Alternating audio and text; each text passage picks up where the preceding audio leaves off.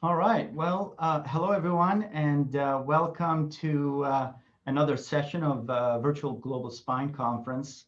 We're happy to have you with us today. As many of you know, this month is very special to a lot of us and a lot of you because this is we're approaching our 1 year anniversary, 1 year anniversary of this initiative, and we're very glad to have everybody here. I'm honored to be here with some of our faculty co-hosts who you've come to know and love over the last year. Dr. Wendy Gibbs, neuroradiologist from the Mayo Clinic, Dr. John Shin, spinal neurosurgeon from Mass General, Dr. Jonathan Rasuli, who's a spinal neurosurgeon from Cleveland Clinic. We also have with us several of our excellent panelists who joined us recently, Dr. Michael Galgano from New York, Dr. Michael Selby from Australia, Dr. Mamagani, who may be joining us in a little bit from Switzerland, and Dr. Goodwin from St. Louis. So big group, a lot of work goes into this, and we're really, really thrilled that this is still providing the content that we're hoping for. And everybody, I think, got a survey in your email, literally a 5 or 6 question survey. If you can kindly complete that for us, we would appreciate it. Without further delay, we're happy to welcome with us today Dr. John Asghar. Dr. Asghar, for a lot of you who follow, the online world and the social media and virtual world, he's very prolific. He is really one of the surgeons on the cutting edge of technology and innovation in spine surgery. I follow his work very closely. I learn a lot from him, although we've never really probably met face to face, but I feel we know each other a lot. He is an orthopedic spine surgeon from Southern Florida. He trained with Dr. Betts and Dr. Samdani in CHOP and spent several years at Miami Children's Hospital with Dr. Schuffelbarger, and he's now part of the internationally renowned Paley Orthopedic and Spine Institute in Florida. Phenomenal user of technology, enabling technology, educational technology, navigation. So I thought he would be a perfect guest here to share his expertise with us and with the participants. So without further ado, Dr. Asghar, thank you so much for joining us. It's an honor to have you with us here as we close in our 1 year anniversary of Virtual Spine. Welcome. Thank you. I'm honored to be here, Ali. Thank you for the invite. Thank you, everybody, for participating and what you guys have done with the Virtual Spine Conference. Initially, with actually pretty troubling times, and what you guys have turned it into is quite amazing. And I'm proud to be a small part of that. And again, thank you again for the invite. And in terms of the topic I was tasked with, it's primarily the enabling technologies in spine surgery. And this is kind of going to be a combination of an lecture format and thought format, but I'm going to ask a lot of questions, really, because all of us, and especially a lot of the guys in the panel, I've seen a lot of the work they do and the toys that they have and what they've been able to do with that. We all have something to contribute to that. I would love everybody's thoughts and considerations on that. My senior partner and even now current partner with has a wonderful saying and a wonderful backhanded compliment towards people, and that's repetition is the hallmark of adult education. And you see me here in 2015, and you see me here in 2021, and neither times I've learned very much, but I'm going to keep practicing, and we'll see how I turn out with my skiing adventures. So, Mark Benioff, who's the CEO of Salesforce, which is a customer service management company, has a very nice saying of technology is neither good nor bad. It's what you do with it that makes the difference. And that's really the epitome of technology, is trying to figure out ways to utilize that technology to improve outcomes, improve workflow, make essentially the world kind of a better place. And that's an idealized view, but that's kind of what I genuinely believe. So we're going to start really quickly with a 66-year-old male with two prior L4, L5 microsurgical discectomies and a framinotomy. he's continuing to present with persistent gluteal pain and back pain, axial back pain, which has been pretty refractory to conservative management. It's kind of a very, we did an interdiscal injection, resolved about 95 to 100% of his pain. Again, but things tend to recur with him. He's gone through physical therapy, a number of non-operative options. So the question here becomes is, what do you do? And not only in terms of surgical management, but how do you go about treating this patient? And Michael, again, this is not a big tumor case or not a complex case, but what are your thoughts on this?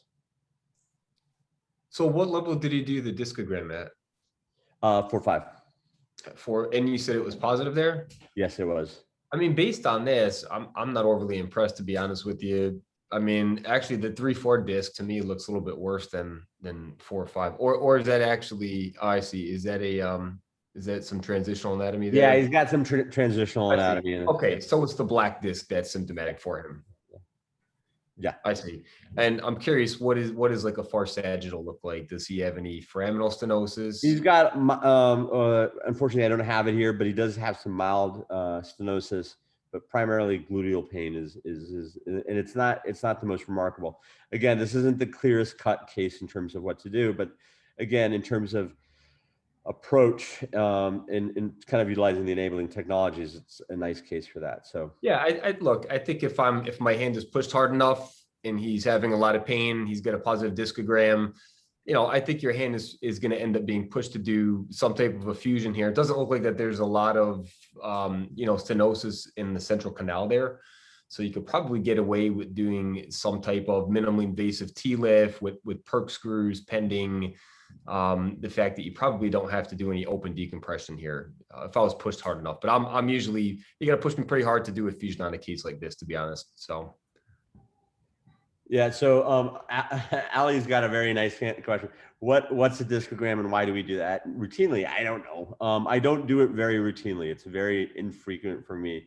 In this particular case, this is one of those situations where this was a friend of a friend and who's having persistent axial back pain. So I'm just trying to find the source of it. And this is basically what ends up, was one of the treatment or the diagnostic methodologies that I used. I'm not in general a huge believer in discograms. It's not something that I routinely do. However, in this particular case, he got such substantial relief from it that it made sense for me. And again, it's not, again, you were correct. It's not something that I routinely do, but just because of the nature of it, it's in this particular case I did.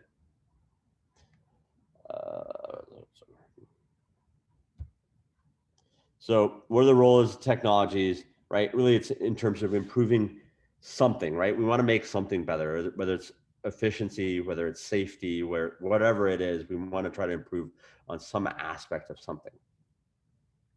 And then, once we implement the technology, what do we utilize to shorten the learning curve? And like, how is everybody bringing that? How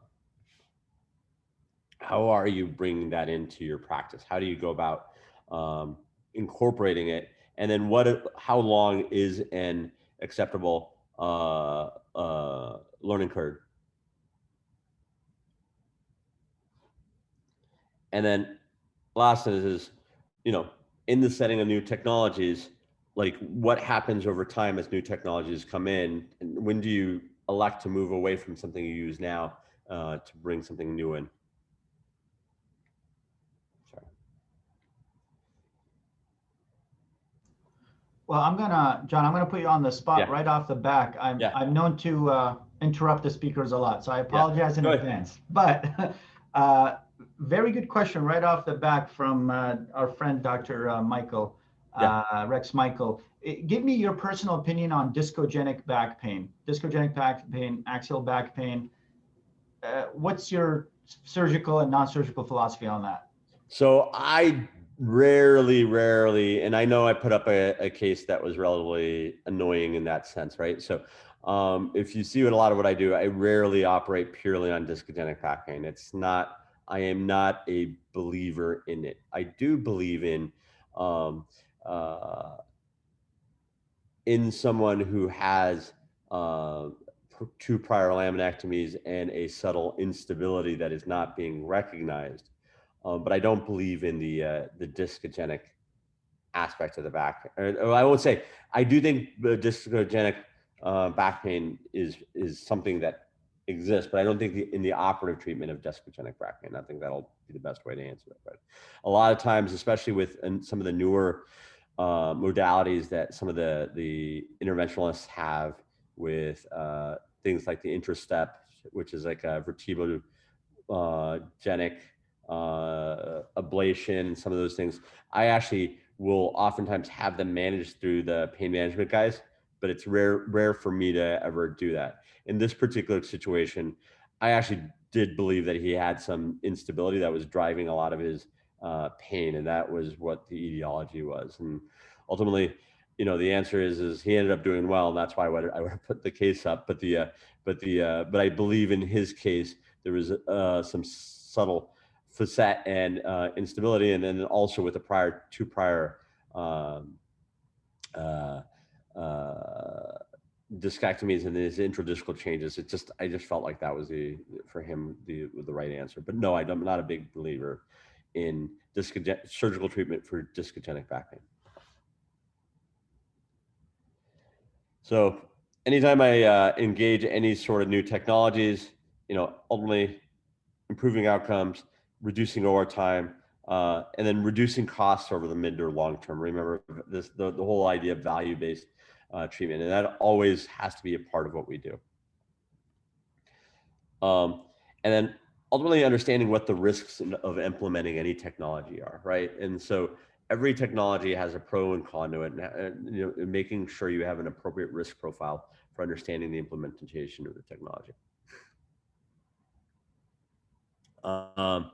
In the early days of scoliosis treatment in the medieval times, and even prior to that, there's plenty of implementations of traction and all sorts of testing and trialing of different ways we go about treating things like scoliosis and back pain through traction. And even now we do traction for back pain. You can buy it for $20 online. So it's pretty amazing.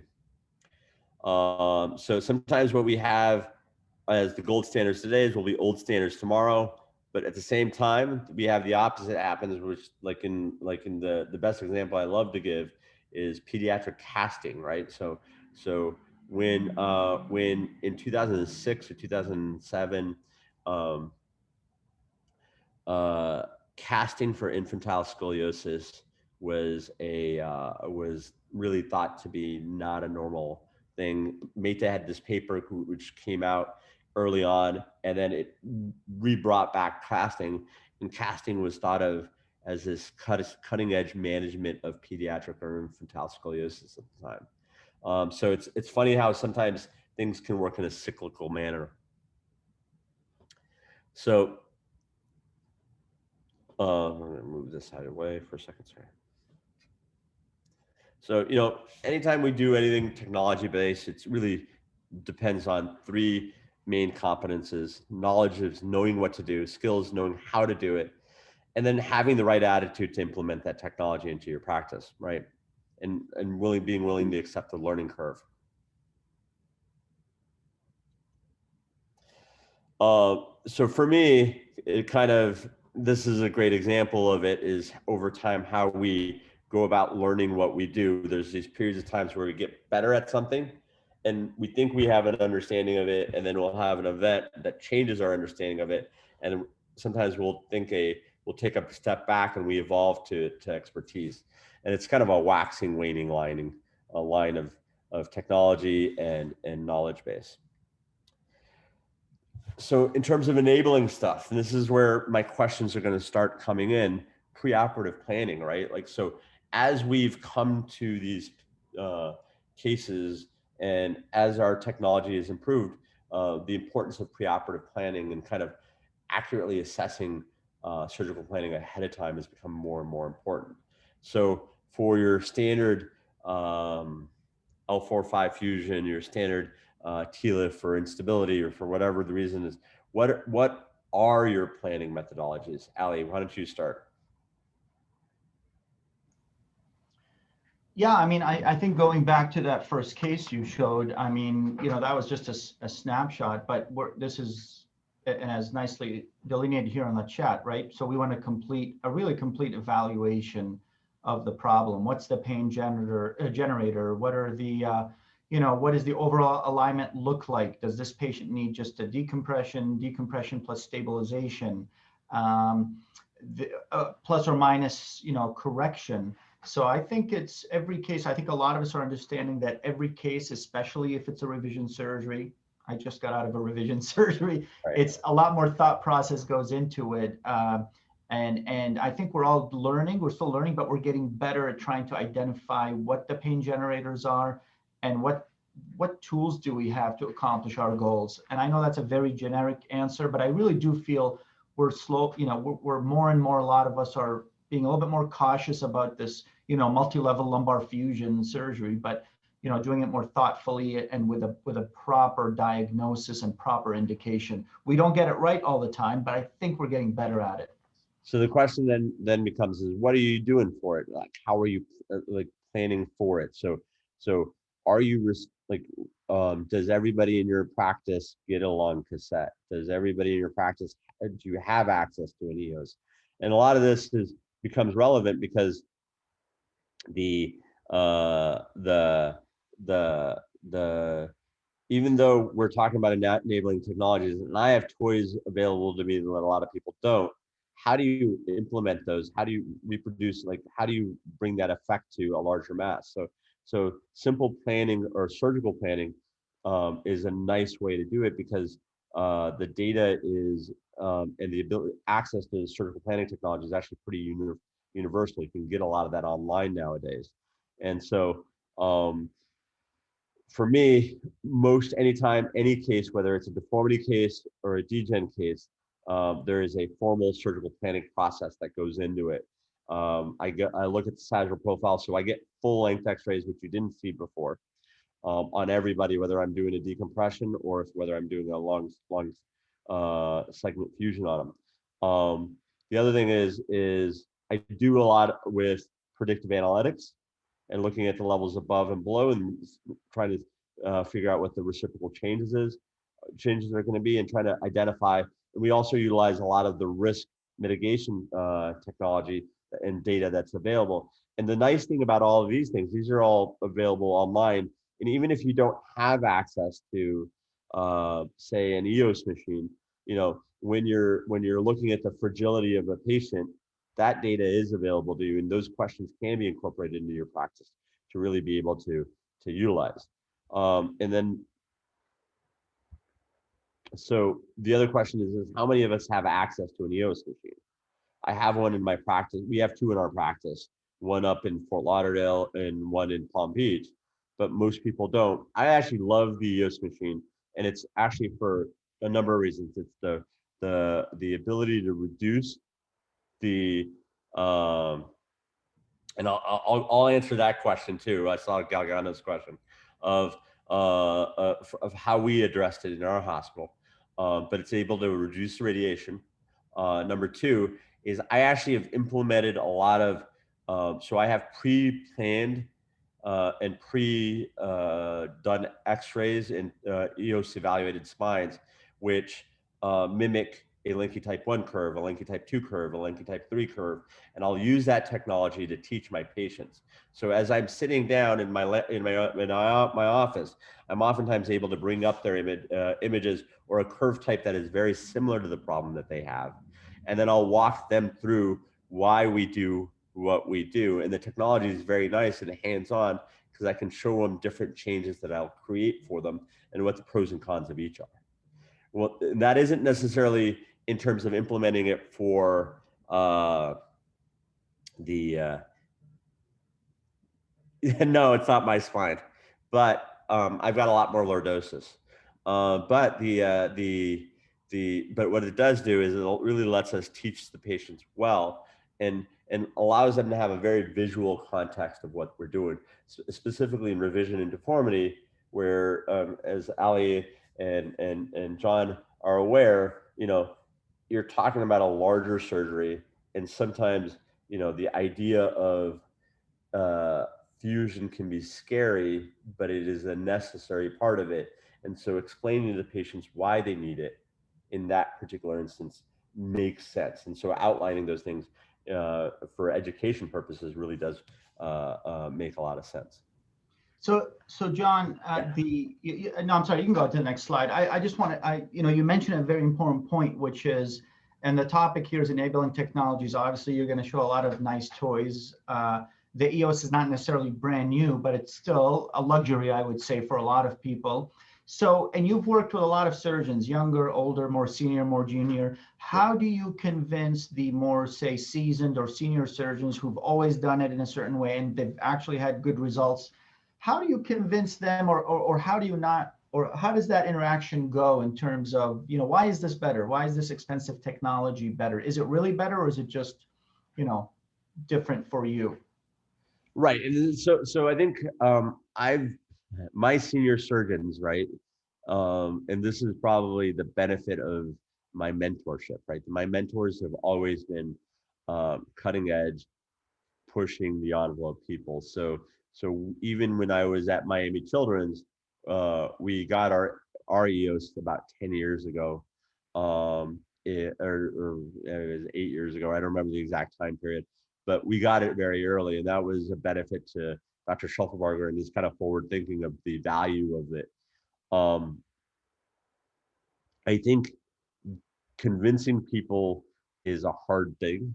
And I think it has to happen with, again, it's the repetition, showing them the good results, showing them what you're capable of, and creating an effective workflow for them. So the example I always give for that is Dr. Schuffelbarger and 3D navigation, right? If you've ever know Dr. Schuffelbarger, he's very efficient and has historically been very efficient with his screw placement using fluoro, right? And he's been doing it, and he can instrument from, when I first got there in 2010, you could go from T2 to L3 in like 40 minutes, right? With pedicle screws all the way up and down, very accurately placed, and he had an amazing system. So his fluorotech was always the same. His fluorotech was this 3D navigation, right? And his fluorotech would tell him how to do it. But what I did was I took a lot of what I learned from him and created a very efficient pathway to be able to use the 3D navigation, the CT navigation, and really implement something that he's very comfortable with. And now he's uses the navigation and is as reliant as I am on it. So we can always go back sometimes in a very rare case where the navigation has issues or there's technical issues. We can always go back to the fluoro technique. We can always go back. I do some overseas work where I go back to my freehand days. But what it has done is by creating an efficient workflow, we've really been able to engage him into adopting the technology. And I think that for me is the easier you make it for somebody to take on the task, the more likely they are to do it. So, and I have a number of surgeons that come through that are hesitant to use it, but when I show them kind of, and I credit Dr. Schuffelbarger and kind of using a lot of his efficiencies, but when we've walked them through it, our conversion rate, and that's just something I do look at, and when a visiting surgeon comes in, are they adopting what we do? Because it's an important thing for me to assess as an educator. The conversion rate is high, and I think that's really built on optimizing your workflow and then re-engaging them on their side to make sure that they can implement something similar, or if they can't, you can create a situation for them so they can implement it where they are. I think if that makes sense. So kind of coming back, so I'll use the EOS for a lot of 3D teaching and planning is what I use it for. but it isn't what I use necessarily for surgical planning, which is a little bit different. So I kind of look at those as two things, two different things. The EOS software is great for me to teach, kind of get a rough estimate of what I'm going to do. But when it comes down to my surgical planning, I actually like the unit software and the pre-bent rod software, and it's really, really nice. And I've developed a pretty solid relationship, even with the conversion with them. So I'll utilize that technology for planning what I want to do and where I want to do it. And sometimes I'll change what I do based on that as well.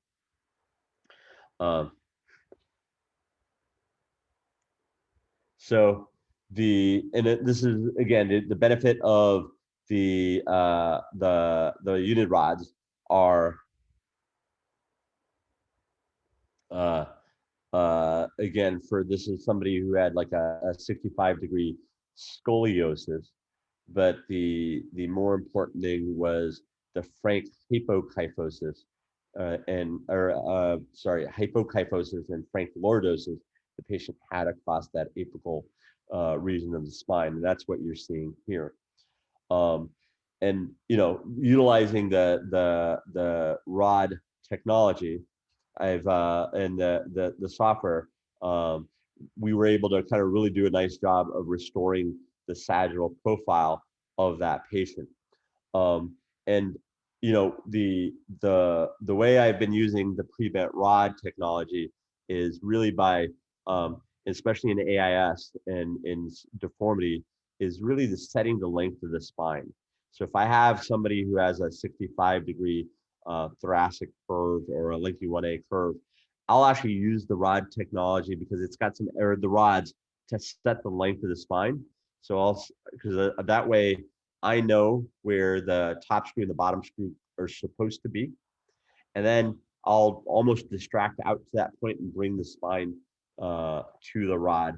And that's a kind of a nice way for me to make sure I reasonably well achieve my goals. And I think that's one of the technologies that I do like quite a bit. And the other nice thing about it, yes. Sorry to interrupt. Are these pre-bent rods, but also kind of custom-made rods? The ones that come in package. So they're the pre-bent, and there's some variations on them. So I'm going to give you my stick on these. I think you don't need a pre-bent. You don't need a custom made rod. If you look at the Russelli classifications, there's basically 4 different curve types, right? Sagittal plane curve types, and based on people's pelvic measurements, you can kind of based on and some companies have started to do that. You don't really need a custom rod. You just need a rod that it kind of matches the curve, the sagittal curve type that the patient has. And so, yes, this particular instance, I've used a custom rod, but that's not necessarily, I think, what may be needed in the future. We may be able to narrow those down into 2 or 3 different curve type rods and then being able to utilize them this way. But what that really allows us to do, and these both were cobalt chrome rods, but it allows you to more optimally kind of plan for and restoring the sagittal profile. I did, if you look on the concave side here, have a little bit of rod bend out, but overall was able to really reduce correct the sagittal plane quite well. So yes, in this instance, I used the custom rod, but in my mind, I think any variation on a pre-bent rod, whether it's the 3 or 4 variations of kyphosis, whether one would work functionally the same, and that's the way I look at it. I think I do have some concerns about how these things are priced, so that would be where I would say, ideally all you need is 3 or 4 different thoracic bends, and I think that may get you pretty close to where you need to be. Sorry. Hey, John, can you just quickly comment on how time consuming it is to kind of pre-plan all of these surgeries on the technology that you have? Yeah, so that's a good question. So a lot of this, the first 5 cases are slow. And then it becomes, especially for me, what happened was because for the thing, I was very involved with for the first 5 to 10 cases of how I wanted the rod bent, the pre-painting length of it, because it's a software and there's an engineer that, especially in this case, that was assigned to you, and for the custom rods. And so for the first 5 cases, until we had a cadence going, it was relatively slow. And once we developed the cadence, it was pretty quick. In terms of planning for in general, I think early on in my experience, I spent a lot more time planning, and for AIS cases. Now my gut feel has gotten a lot better. So, repetition, kind of seeing the same things over and over again. So I've gotten a fair amount better at it. So it takes a lot less time. The other thing to note here is that the changes in the cervical alignment. This is where I do think the value of optimizing somebody's sagittal profile is quite nice. So patients with a very hypothoracic or hypokyphotic thoracic spine will oftentimes have a reciprocal kyphosis. And here, because we were able to restore that lordosis well, and the predictive kind of portion of it kind of showed you what would happen with the cervical spine, you can see a pretty dramatic change in the cervical alignment that we see here. And that's, again, the value of kind of doing a good job of planning the cases out.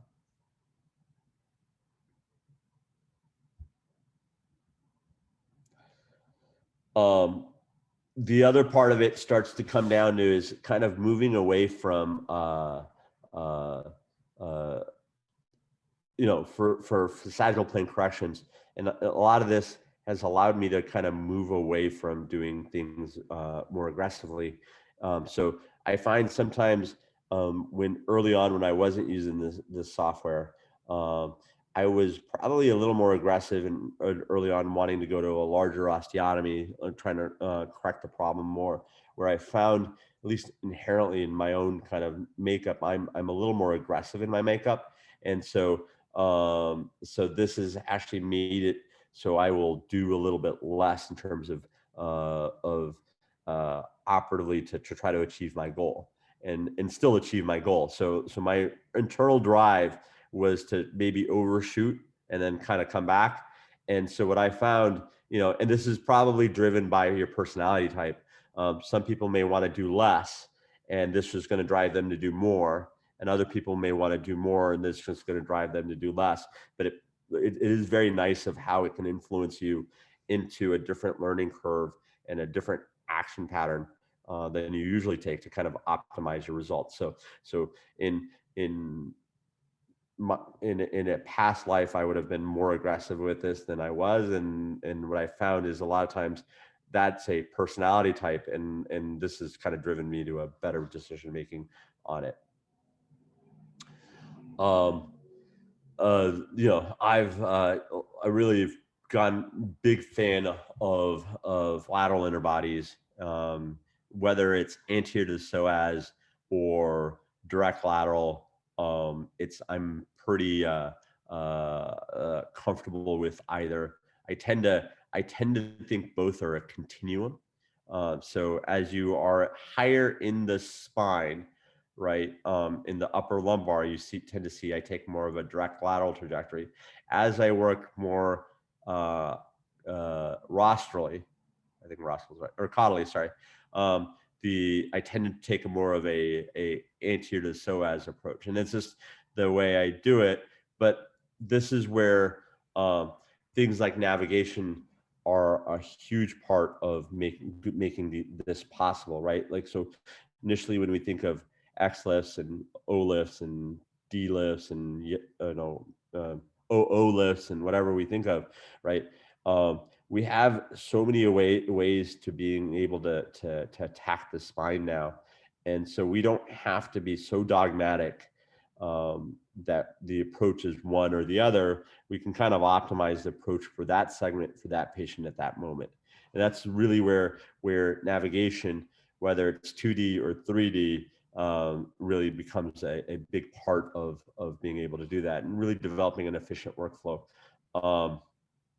So, there's a couple of different ones I like personally, and and the navigation for me has less to do with the navigation aspect of it, but it has more to do with the tools around it. So the access to a navigated drill, and different brands have them. The access to navigated interbody instruments, the ability to do different things with them. I've also been playing a lot with now 2D navigation for my smaller cases, where I think 3D navigation and an O-arm maybe CT may be excessive, and that's been a nice adjunct to it. There is what I found as somebody who had gotten very comfortable with 3D navigation, with the 2D fluoro, was there was a bit of a learning curve for me to adopt, and I'm still trying to adopt an optimal workflow, because I feel like I take too many steps in utilizing it. But what I will say to you objectively, though, is there's a pretty significant reduction in my fluoro exposure in those cases. Does anybody here utilize any 2D navigation, or? No, not really. I think I certainly don't. I think it's either fluoro or, now less and less fluoro and more CT guided navigation. Yeah. But I wanted to ask, I see here Dr. Mamagani with us. He's an orthopedic surgeon from Switzerland. And this is like the second or third time he joins us from the hospital, where it's like 1 a.m. there. Alex, are you operating again? Where is he? Oh, we just missed him. Oh, there he is. So question, are you operating again this late? And number two, what is your favorite technology in the OR in your hospital? Hello, good. It's earlier today. It's not after midnight. Thank you, Dr. Asghar. It's an excellent talk. I think I started with the navigation, with a 2D navigation, because it was cheaper to start with this, and then I switched to 3D. For me, navigation is my favorite tool. I love the navigated drill. I do some pelvic stuff as well here, and I think for iliac screws, for iliosacral fixations in pelvic trauma, the navigated drill is a game changer. So these inlet outlet X-rays, we as a pelvic surgeon, it's so annoying, and doing one scan and then using the drill, it fastens up a surgery, a complex surgery, and it's really worth it. I love the point you mentioned with the time consuming and planning. I love the planning more than navigation, because when you have a good plan, you are much more confident in a complex surgery. And this is worth every half hour, every 30 minutes you are planning before. You are so much confident in complex spine cases. And so I think it takes a lot of time, the pre-banded rods, but it's worth it. And I got teachers who are... It's a quick question. So does the, how has the preoperative planning affected your decision-making? Do you feel like it's changing the way you make decisions? Are you learning from it? Because I personally feel like I have. I didn't know if that was unique to me. Yeah, sometimes I mentioned in interviews, I do a surgery 3 times. One time in the plan, the second time live in the OR, and the third time my debriefing after it. And when I plan a complex case with a lot of technology, with CAT scan and all this radiologic stuff we have today, it's not about learning. It's understanding what you're going into. It depends where you're coming from. I've had a very experienced teacher, and he was able to do it like a stand-up comedian in the OR. He was adapting so intuitive to the situation, whatever happens, and the results have been so excellent. But it was hard for me to learn from him, because he went into the surgery and he said, oh, it's gonna be fine, we will help this patient. And he did an amazing job. It's hard for me when I was younger to learn from him because I didn't have his experience. But with planning, it was possible to get this experience without harming the patient, as you don't get into the situation that you don't know what to do now, what's next. And so planning is for me the key to a successful career. So for Michael, I know when we had spoken, you were starting to incorporate some navigation. Where are you with that? And like, what roadblocks have you kind of come into that? So we actually just got the O-arm this past June or July, I think. So I typically use it to just take a spin at the end of most of my cases. Anytime I do any type of posterior instrumentation, I use it just to take a spin. If I'm doing a percutaneous case now, it's definitely changed my practice a lot. I'm not bringing in biplanar fluoro anymore for perc cases. I'm just navigating. It's cut down operative time significantly. As far as navigating other cases, I typically don't do it. You know, a point I wanted to ask you is, at what point of your career do you think it's a good idea to really start adopting these technologies like pre-bent rods, you know, navigating everything? Because, you know, I'm only a couple years into my practice, and one of my fears is that if I start adopting these technologies, I'm not going to develop that skill set that all of the senior panelists, and you included Dr. Asghar, have, as far as, you know, bending a rod for a scoli case or a T4 to pelvis, and kind of going through the trials and tribulations of you know, getting proficient at that. If I start, you know, utilizing pre-bent rods on my cases, you know, I'm a little bit concerned about not having that skill as I move forward in my career. So I think that's a good question, and I'll answer it my way, and then I'm going to throw it at a couple of other people. But I actually think, and because everybody here is pretty critical of themselves, right? You wouldn't be here if you weren't that way.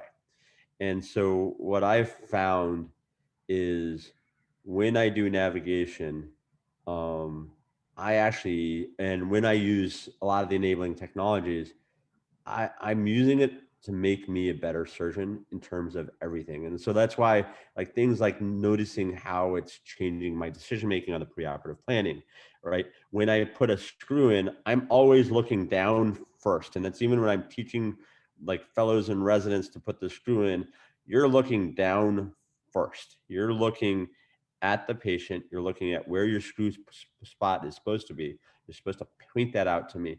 And then you look it up there and you confirm it. And then, you know what that does, though, is you do that often enough, you'll find that you will learn a lot from that process. So I've been always of the ilk that you adopt it early, and you use it to teach yourself and to teach the people around you. And that's kind of the way I've done it. And it's, and I think for me, yes, I have, you know, 2,000 to 3,000 freehand pedicle screws under my belt, and like several thousand fluoro screws under my belt. But at the same time, I'll tell you, with the navigated screws, I learn a lot every time. I learn that certain anatomies mean certain things, and just being able to look down and take each one critically. I argue you adopt it early, and I think the capacity to do that is higher than ever. I think the problem becomes is when we start utilizing the navigation as a crutch, and we don't look down at the patient when we do the case. That's when you often run into problems. And so I would say to you, adopt it early and adopt it often, but use it to teach yourself.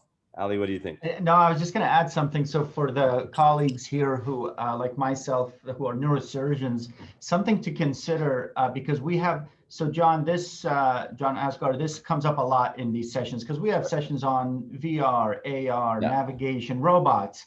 And that is probably the most common questions to us as neurosurgeons. Like, we feel a bit uncomfortable. We like, what do you mean? Like, we can't cancel a case if the technology is not working or whatnot. But funny thing is, and it'd be interesting to see what other colleagues think on our cranial colleague side and cranial neurosurgery, right? So navigation is now the standard of care for brain tumor surgery. And I'm pretty confident that if that day that navigation system isn't working or isn't available, that case will not go. I feel that we, as on the spine side, have a hard time saying that or doing that because we take pride in freehand technique, fluoro, whatever it is. But that's always been an interesting development. On the cranial side, they will not, they'll cancel the case because the standard of care is to use navigation. It'll be interesting where this goes with spine and whether it truly becomes a standard, some form of navigation. Because right now the standard of care, I feel, is did the patient do well? Period. We don't care what you used or didn't use. If the patient did well, great. If they didn't, now what happened? So just something to think about for the neurosurgeons here. Yeah, I mean, I think even in our hospital, we have like 3-4 different variations of how surgeons do it, right? We have the surgeon who freehands it, and we have the surgeon who fluoros it, and we have the surgeon who navigates it, and we have the surgeon who kind of does a little bit of everything. So for me, it's hard to make it the standard of care when nobody else has it the standard of care. And that's probably the takeaway I have it is, and that's always going to be my answer to a lot of these things is do what works best in your hands. And if you're not comfortable with navigation, because some people aren't, right? There is a percentage of people who have difficulty with it. I would, freehand it. That's fine. What if that works well in your hands? That's what you do. But in terms of learning wise, I want my surgeon to be comfortable with, like, look, if I'm having spine surgery and I'm coming to Michael, right? Or I want you to use what you're best at, but I also want you to make sure that you are very, if there's any way to improve the accuracy and precision of what you do, I want you to do it. And so, I think from a patient basis as well, I think it's something that it's important to adopt early, right? You want everybody to be comfortable with it. And so that's my takeaway. And I get that a lot. It's like, oh, you're doing all these things. How are you supposed to learn? Or how do you do it when it doesn't work? Well, I do it my old way, and I have the bit of having the ability to, or, having the experience of doing it the old way. But at the same time, like you said, Ali, like if it's a patient outcome thing, right? If the patient's going to do better, then reschedule the case, right? I'm okay with that. I have no problem with that. But I think for me, early often is probably the most important thing. And the again, with 2D navigation, it's a little bit different. The 2D navigation issues that we've had, or it is a little bit more dependent on your fluoro tech, right? So a lot of that comes down to the same variations that we have with fluoroscopy tend to exist in our 2D navigation system. And that's why I'm not a big fan for utilizing it in multiple level cases, but for single level or relatively straightforward anatomy, I do like it. And I've been marrying it a little bit with my endoscopic cases because the way I do my endoscopic cases, it marries pretty well to utilizing the 2D navigation. This is a patient with a congenital abnormality of his facets. We just did a single level TLIF. And kind of as we get to more complex stuff in the 3D navigation or the CT navigation, this is really where I think revision and deformity is really where CT navigation really has a unique opportunity to kind of change the game. I'm not a huge fan of robotics. So you're not going to, at the moment, right? I'll say it this way. I think robotics, I know with the new drill technology, it's made a bunch, several leaps, but as kind of being an early adopter, but not that early, I'm not there yet on the robotic aspect of it, but on the CT, on the navigation aspect of things, the ability to utilize the instruments and the improvement of not the navigation, but the instruments to do work within the disc space and release, do osteotomies and come in anteriorly, posteriorly, however we want, and be able to kind of do some unique things is really where it's nice. And, as many who may follow me, I do a fair amount of prone lateral stuff, and I actually end up doing it a lot for revisions. And what I found with navigation is it really allows me to be able to do some osteotomies, intradiscal osteotomies in patients who've had previous TLIFs, or remove anterior instrumentation and then partially fused or incompletely fused TLIFs and put implants in. So it's really been nice to be able to do that. And navigation makes that exponentially safer. The other thing is it eliminates, you don't see, fluoro is not an impedance. It's not in my way at all. I'm not working around that. And that in itself has been very nice. So that's the benefit of it. I really think it allows you to be more creative in how you attack issues of the spine. How many people are utilizing in the panel are utilizing the navigation to do intradiscal stuff or osteotomies?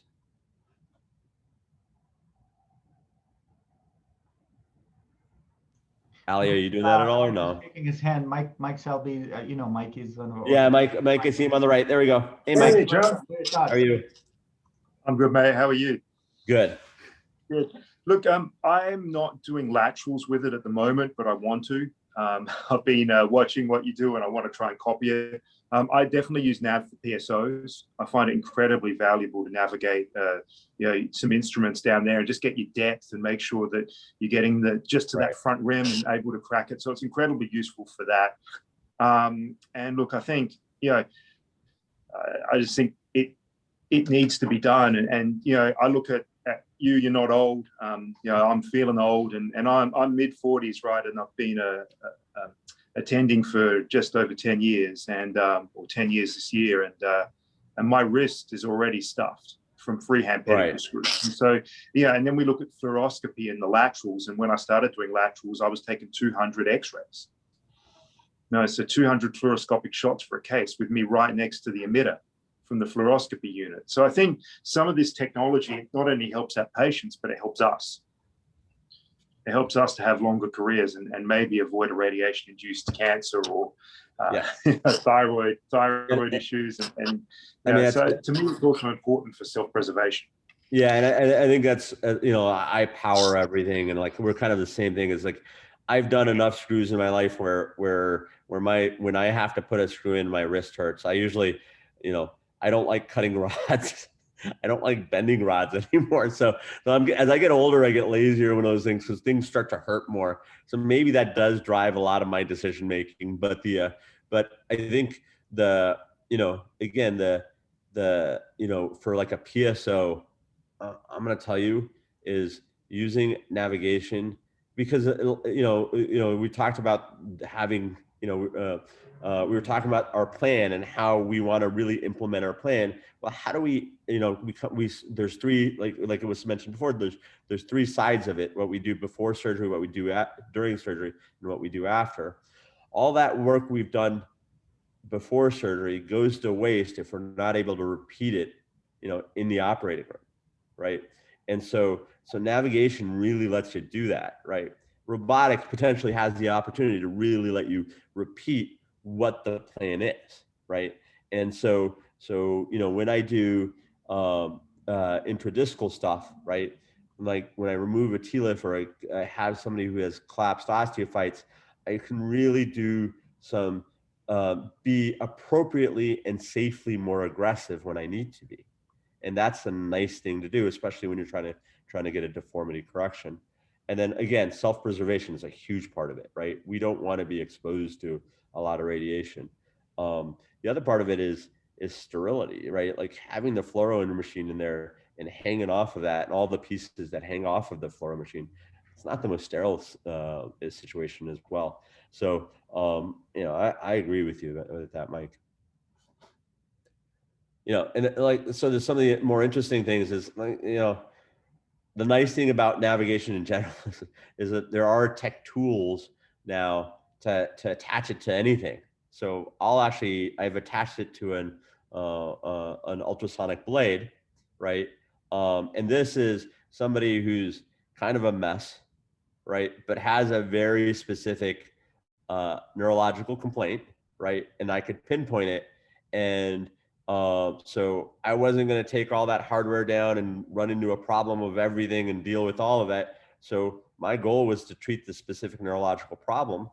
And I used and he's solidly fused. So I used the Masonics and slapped in this case, it's called the shirt track on the back of it, but everybody's got their own version of it on the back of it, and use that to help me do a decompression. And it worked phenomenally well, right? And it wasn't, again, I'm not looking up to do a decompression. I'm looking down, right? And that's kind of what, like, why are you doing it? Well, because it prevents me from getting lost, right? Your pedicles are your landmarks. They're your highways into the spine. And that's great. But if you have a solid fusion mass and you can't find stuff, right? You don't have those normal landmarks. This is where navigation becomes critical. And especially as your deformity gets more and more complex, it becomes more and more critical to be able to do. So, in terms of endoscopy, this is something that I'm relatively young and new with, and I'll be brutal. I like it. I've been very selective about my cases, and this is where I do want a lot of thought from the panel on what people's thoughts are, because I don't think I'll ever be an endoscopic fusion guy. Just not going to be me. Never say never. You never know. Never know, John. We have this recorded. You better be careful. You know we're going to bring this up once you're like advertising for the. No, but no, that's a great question. That's a great question. We have a couple of minutes here. So what does everybody think? For those who have some experience with endoscopy or looking at that, what does everybody think? I'm not a user of it. I love it. I had a partner, Dr. Eric Elowitz in Cornell, who adopted endoscopy for microdiscectomy. He's kind of later in his career, I would say, and he's phenomenal at it. And I used to tell him, I said, I'm so glad that you can do that, because I can't. I think it's a great technology, but I'm not going to, it's not going to be part of my armamentarium, because I'd like to get better at what I'm currently doing. God knows I need a lot of work. So what are other things? Who's using it?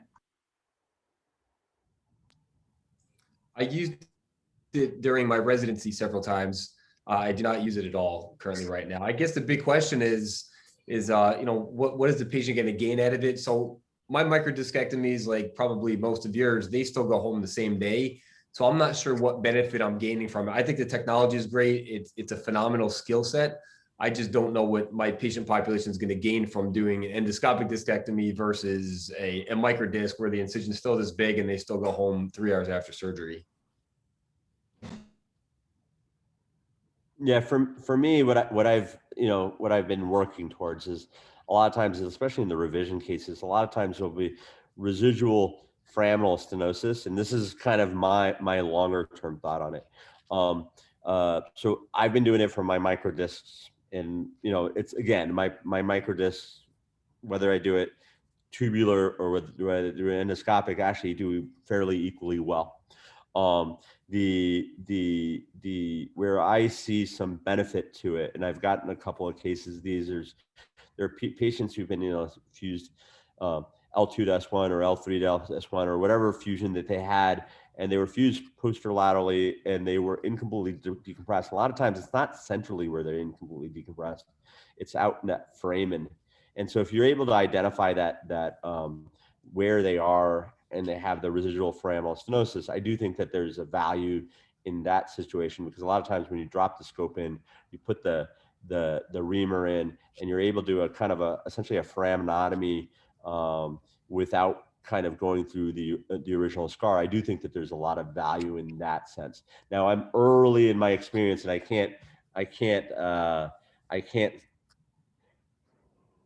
don't have enough data to make any conclusions on that. But that's where I potentially see the most value in my practice. And that's kind of what I'm trying to build towards, if that makes sense.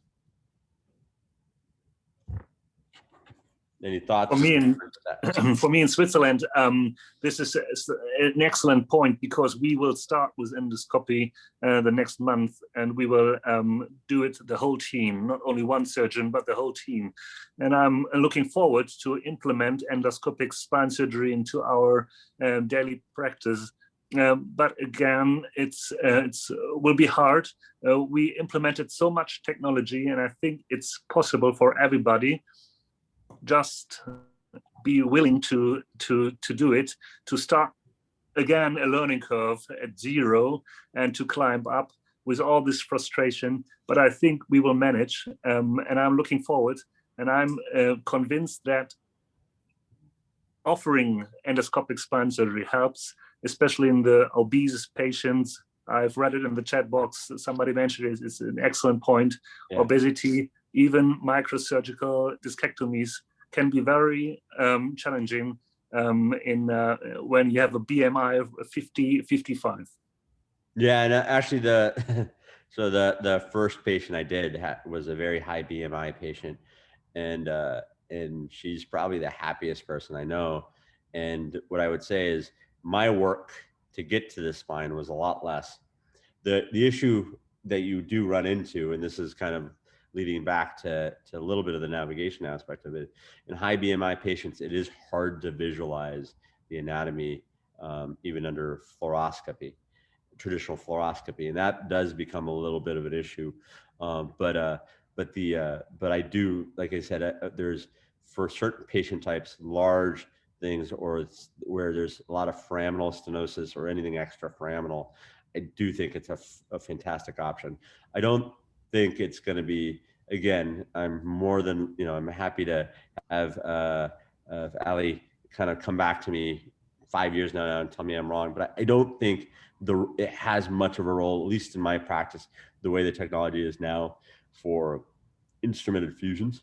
I just don't think in my hands, I would be able to do it efficiently, quickly enough to be able to perform good end plate prep and disc work to be able to do it. But for single level cases, single level decompressions, I think it's a phenomenal opportunity. Awesome, thank you. With that, John, if okay with you, since would like. Yeah, absolutely. Thank you so much for this really engaging discussion, and we kind of got to pick your brain a little bit about some of the toys and the techniques you use. You're obviously very prolific, and I enjoy following you a lot, and you've shared some valuable insight. And I think you're right. It's funny, we're going to hopefully look back 1 year later, 2 years later, and say, remember when we said this was good or this was bad? But that's what makes this journey fun. It's not about whether it's good or bad. It's about if we're the ones to show it, which is. But no, thanks so much. I want to thank the participants for staying over here, and the faculty, the panelists. This was a great discussion. Next week, Dr. Dr. couldn't be with us today, but Dr. Dotterley, one of our faculty co-hosts, is inviting one of his colleagues, Dr. Andrew Grossback, who is a spinal neurosurgeon from Ohio State, University. He's a complex spinal surgeon, and he's I think a couple of years into practice, maybe a little bit more, but he'll share with us also maybe some of his early experience as a early career spinal neurosurgeon. So with that, thank you, John. It was an honor to have you, and thank you. Thanks to everyone who joined us today, and we'll see everyone next week. Have a great night.